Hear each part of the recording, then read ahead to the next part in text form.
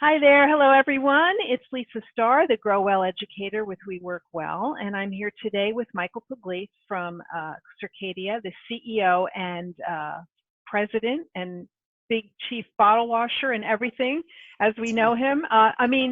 If you don't know Michael, you can't have been in the spa industry very long. He's everywhere and the best dancer, I might add. Oh my goodness! Ever Thank wish you. to be with. But Rushing we wanted to check in with Michael and see how Circadia is doing in this crazy time. His company is based in central Pennsylvania, not that far from where I live, but he's been going back and forth across the country from what he tells me. Anyway, Michael, welcome, and how are you? Thank you, Lisa. Again, thank you to Monica for inviting me to come and talk with all the viewers that you have.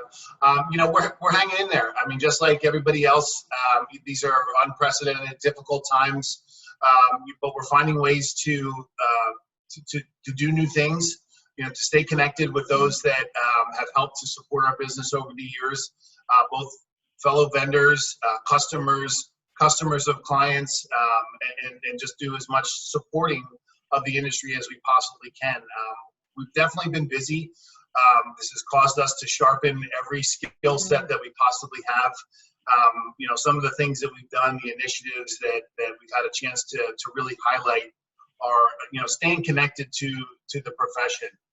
I watched some of the other interviews, some really good friends of mine, Cord, Adar, and just really hearing the stories of what everyone's going through. I've talked to many of them over the last 8 weeks or so, and just knowing that we're kind of all in this together, and that everyone's willing to share and share information and share resources has, just been really telling of the kind of industry that we have and the kind of individuals that we have here. But that is so true. I think we're very collaborative, and I've been impressed by how much people are giving away information and just sharing, and nobody's been like, oh, I'm not telling you that. It's been very nice. Since we can't hug each other, at least we can share somehow. Right. A lot of virtual hugging. Well, it's interesting because there's always a concern of intellectual property, and I think in this industry we do take a lot of our cues from one another. I mean, and we can't help but be inspired and influenced by what our competitors and our friends are doing. But what's been great is, like you said, the information share. And we just did a webinar yesterday, and I'll kind of come back to where we started and where we are right now.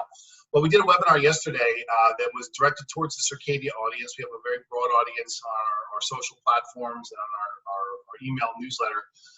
But we pulled together some vendors, some spas, large and small, and some members of different councils. But Kelly from Edgewater, Hannah from Well Products was the moderator for our Circadia panel, and Suzanne Schmaling, who's on the Aesthetic Council.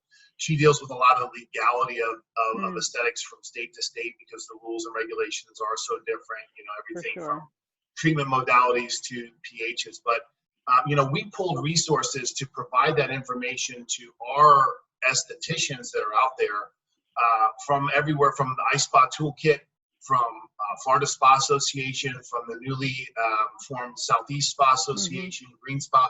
I mean, I've never seen a desire to share information quite like I have seen in the last 8 weeks. So it's great. It's great to be able to see it. It's great for us to be able to bring it, because not every professional in the industry has access to those groups and access to those tools.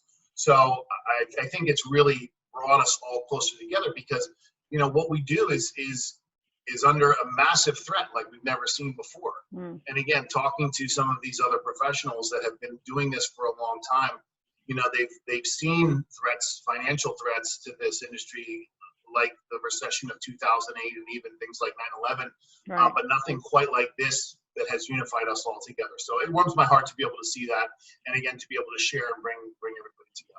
Well, for sure, what you say, we've had troubles, and we know it seems like every 10 or 15 years there's some sort of black swan event that happens, and this one is I feel like shorter and deeper, than the others, in that everyone is closed. And, in 9/11, it was really, New York was more the epicenter and everyone was affected, but it seemed to be in lesser degrees as you moved away from New York. And this is sort of like we're all in this together, and we're all watching each other to see how do we reopen? I mean, that's where we are now. So Right. it sounds like Circadia has been focused on some education initiatives in the downtime. Yeah, I mean, I think the first thing that I thought was, and believe me, we had a lot of time to reflect when this hit. I mean, when it all started, I think we were all kind of looking at this with Corona beer memes, and people hoarding toilet paper, just kind of laughing on the outside, and it quickly became not as funny. But we were literally set up at the New York trade show booth, and an hour later, they called and said, "Come take your booth down. You have to be out. We're in a state of emergency." And we were like, "What?" So that's what we did, and from then on, it forced us to kind of spring into the action and say, "This is serious. We've got to take some action." We're still kind of waiting and seeing what's going to happen, but from then on, it was okay. What do we do? We have to be able to provide education because we know spas are going to be closed for an unknown period of time. So again, not having a B2C connection, we talked a little bit about this. We sell only exclusively to the spa, and we don't allow any direct-to-consumer selling.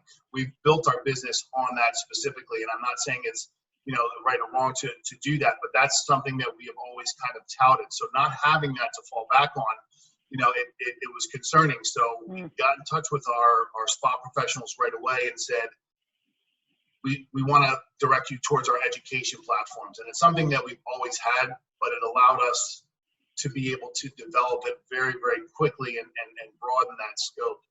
And then from there, just talking with some of my industry friends, Hannah was one of them, and my team, who's been incredible through all this. I mean, they just really stepped up in every sense of the word. We put together what was, up until the day we launched it, I was calling it the quarantine facial, but they then got convinced me to call it the staycation facial. Good idea. We put that together, and I grabbed everything, put it in there, and said, these are all great products, and it's going to be a treatment that's going to allow the estheticians to market it to their customers, and then we can drop ship it to them. They can't get to their spa, so we'll drop ship it directly to them, and we'll market it on the premise of, this will keep your skin in the best possible condition for the next 4 weeks, 8 weeks, 3 months, who knows, until you can get back to the spa and get your regular service. And it really has been a godsend because it's allowed us to stay connected. It's helped to pick people off the floor because they don't know what to do. And it's a trickle of the revenue of what we would normally see, because most of our business is back bar treatments and services, larger sizes of treatment product. But it's something, right? It's allowed us to keep some things going. So how is it being distributed if not through you? So we're selling it. So I have like most companies, we've had to furlough a significant amount of our team. I mean, sales have come to a screeching halt for that. Right. So we were on a very aggressive growth plan for 2020. I mean, we were growing at double digits, very high double digits for the last 2 years. So I brought on additional staffing to be able to help to meet the demand of education and sales and customer service. So when that came to a screeching halt because of this, I really had to condense that team, everything from production and manufacturing, because we make everything in-house, to packaging and warehousing and fulfillment, to my sales and customer service team. So we really had to scale that back significantly. But the team that we were able to keep there, they started calling on the spas and saying, hey, this is a marketing opportunity that we have. Get in touch with your clients. We'll charge you your regular wholesale price, not a kickback program. We'll charge you your wholesale price. You pass on the small shipping fee to your customer, but it'll drop ship directly to Circadia. Oh, that's excellent. So even though it's onesie, twosie retail products, right? When we get really excited when we see 3 or 4 retail products on a single order these days. But it's a couple products, but it's something, right? It's a revenue stream for the esthetician because they can't get into their spa and their clients can't get in to see them. So it's really helped. I know for sure that it has cemented our relationships with our spas to us, many of them, because they're forever grateful. And we're forever grateful to them, because without that, we could not have keep the team in place that we have. Well, that was a great idea that your team came up with, and it does keep you in front of the client, which is what you want in this time, for sure. So what about any initiatives for the community in any way? Have you been able to get involved in any of those activities? Right. Yeah, and you know, so again, hand sanitizer was the big thing that Right. came up right after the staycation facial. The FDA announced the fast track for the demand because there simply wasn't enough. There just wasn't any, and they introduced the fast track, what's called a drug listing, and that normally takes, you know, sometimes 3 upwards of 6 months depending on what it is, and because alcohol is a drug. Right. We at Circadia, we make OTCs, SPFs, benzoyl peroxide. We do that, you know, nearly every day. So we got a hold of that news very quickly, and I started calling and sourcing raw materials and packaging right away. And immediately there was a shortage because there's only so much of this stuff to go around. Right. It was amazing. So, yeah, it was. So we got our hands on what we could, and we started producing it. And we started fulfilling orders. We started making donations because hospitals and frontline workers, nurses, firefighters, police officers, all of our local community wanted to know a grocery store. And this, again, was early on. I mean, I think about some of the things that people were doing, and it's no wonder that this did spread as quickly as it did. You know, just touching things. Money. There was no sanitizer at our local grocery store. So I thought, you guys need hand sanitizer. So we went and we just gave it to them. And then they put us in touch with the buyer. So that helped. Again, that helped. But in my opinion, it's not sustainable because there are larger manufacturers that are coming in. And of course, you can't price gouge, especially on something like this, not that we would anyway. But just a small shameless self-promotion. So what we did is we put together, based on those WHO formulas, a 75% isopropyl alcohol. And the two forms of alcohol that can be used are isopropyl and ethanol. And if it's isopropyl, it's 75%. And if it's ethanol, it's 80%. And you can go directly to the FDA's website and see that these are the hand rubs. And I'm seeing things like thickeners, traditional thickeners like carbapol and essential oils and fragrance. You're not really supposed to do that. The reason why we can all make this hand sanitizer immediately is because you can fast track the drug listing. It took us 2 days, not 3 months to get that. Amazing. And the reason why is that if you add these things, it could potentially take away from the microbe killing efficacy of the alcohol itself. So when you see these things, if it was already a pre-registered drug prior to the dates, then more than likely it's okay, it's been tested.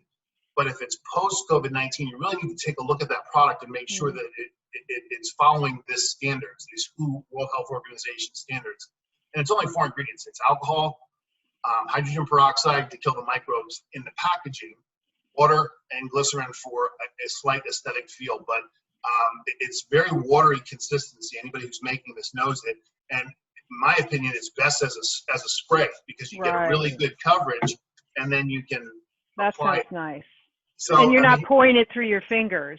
Right. It's not dripping all over the place. And what I think it's going to come in really handy for, which is what I'll talk about here in a moment, is that when we start to get back to work, which, you know, states like Georgia, some parts of Colorado, there already are.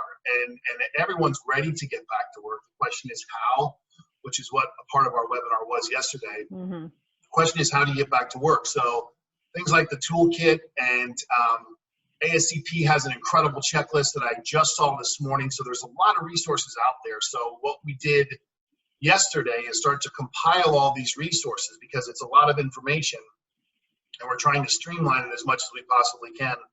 So we had this webinar. It's available. It's on the Circadia landing page. Okay. And again, it's not promoting a Circadia agenda. It's promoting how do you get back to work. And we're not trying to say this is what we want you to do. In fact, we're making sure that we're saying, without any kind of liable claim, we don't want to be liable and say do this and you'll be safe. You can't say that. What we're trying to do is make sure that people can get back to work when they're ready, when they're legally able, and then mitigate the risk of spreading this virus. Because the reality is that people will want to get back to work soon. They will need to get back to work soon. And it's a matter of time. And they'll need a plan. Everyone's going to need a plan to get back to work. And that's what we're trying to help with. Did you hear about the woman in Dallas who opened her spa anyway, and she's going to be in jail for a week? But you know, I don't blame her for saying, look, we need to bring in money. We can't just sit here. She didn't get her PPP money till I think, this weekend. Anyway, like you say, it's going to be a state by state and in some cases by municipality guidelines, but we're all eyes on Georgia at the moment. Texas, Yeah. I think, opens up tomorrow. So we'll see how it goes. Yeah. My early research has been that hair and nails have been very busy. You know, people have really been, you know, they haven't had haircuts in 2 months. So Right. the Everybody's at spas be a little home. slower. Everybody's at home. I mean, the demand is there. The immediate demand is there for sure. I mean, everybody's cooped up and they're ready to get out. And, you know, the first thing they want to do is do something good for themselves that makes themselves look good and feel good. And of course, everyone understands that. And I think it will come back. How it comes back and how we change and what we do differently, I think, is going to be one of the big questions. How we operate our businesses is going to be a big question. And I think also on top of that, what's the additional cost? And, you know, so many interesting things came up on this webinar that I had not thought of. You know, do you have an esthetician? I mean, a small spa, and Circadia works with very large destination resorts. We also work with individual practitioners that spend the majority of their day behind the chair, you know, taking care of their clients and maybe not selling retail. So if you have someone who's dedicated to cleaning and working on what's called dwell time, which is the amount of time it takes for a sanitizer to actually work and effectively kill any microbes that are there, that gives them an opportunity to make a deeper connection with that client and talk more about the service and talk more about the need for retail products, or what we refer to as home care. So a momentum shift in the industry, possibly a little bit, and this was Hannah's brainchild. You know, this was, hey, let's think of what we would do differently while we have the chance to think about what we would do differently. So it's really interesting to see, again, all these resources and all these individuals coming together. And I get a lot of different calls from a lot of different business owners, estheticians, managers in the industry. And that is the saving grace of all of this, is the open lines of communication that I think have been created. Because there are some things that are going to be very, very different going forward. There's no question about it. Well, let's talk about going forward. I mean, do you see, Michael, any silver linings in this whole situation? Opportunity to change things that maybe we needed to change? I'm careful about using the word opportunity because I don't think anyone wants to appear opportunistic in the face of a pandemic and a health threat. I know for me, it's forced me to relook and reevaluate my business in a way that I don't think I would have had the opportunity to if I wasn't forced to come to an absolute screeching halt. Well, the time, right? Our calendars are free, you know, for people like you and I that are always traveling. This has been very strange, but, you know, there's some good things about it. You're right. I mean, I had a conversation with Cord early on, and one of the things that he said is, you know, this is really forcing us to get off the hamster wheel. And it's true. I've spent so much time, I mean, literally the better part of a decade in airports and in airplanes and in hotels. And I'm not saying that I didn't enjoy it and it hasn't helped me to build the brand that I have. It really has. And I've loved it. But I can't do that right now. So I've got to do other things. I mean, I'm reading and learning about things that I never would have expected. I now know why coronavirus is called coronavirus. I mean, I thought I had a pretty good grasp on microbiology before. I know a lot more now than I did 8 weeks ago.